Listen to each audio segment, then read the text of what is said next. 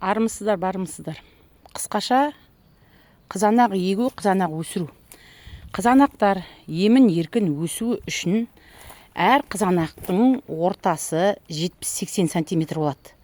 Ал мына екі бойдың ортасы 1 метр болады. Сол кезде қызанақ еркін өсет және жемісі көп болады.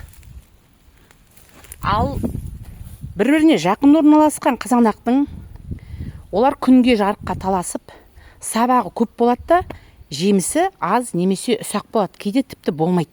Сол үшін қызанақты ара қашықтығын сақтап отырғызу керек. Отырғызғаннан кейін күн ысығанда түбін түптеп, түбіне осындай кепкен шөп тастаймыз. Сол кезде оның суы тез кеуіп кетпей, біздің қызанағымызға ылғалы әркез өзін қоректендіріп тұрады. Міне, мынау органикалық атызда өскен қызанақ. Біздер жапырағын көп жұлмаймыз, баста пісіп жатыр.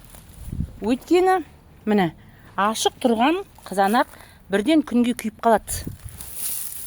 Сол үшін біздер жапырағын көп құймаймыз. Тек қана астыңғы жерге тиіп, тозып тұрған жапырағын ғана қиямыз.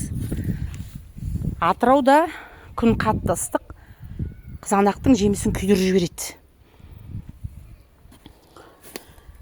Үстіңгі жапырақтарын сол үшін қимаймыз. Солтүстік болса, олар жапырағын қиюға мәжбүр, өйткені о жақта күн аз болады. Күн түсу үшін керісінше олар жапырағын қию керек болады. Біздікінде қатты күн ыстық болмағандықтан қызанақ жемісі тез пісе қоймайды. Қызанақтың жемісіне құрт түспес үшін липидоцит, бетоксибацилин, фитоверм, матрин, био деген биопрепарат шашып қорғап тұрамыз.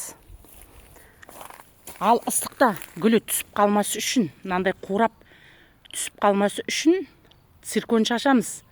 Ал ең алғаш гүлдеп бастағанда бор қышқылын шашамыз. 1 грамм борды 1 литр суға, жылы суға езіп, кешкісін мына жапырақ пен гүлге шашып шығамыз. Жапырақ арқылы бор жақсы сіңеді. Ал цирконды қатты ыстықта мына гүлдер түйінге айналу үшін стимулятор ретінде шашамыз. Ол бір жағынан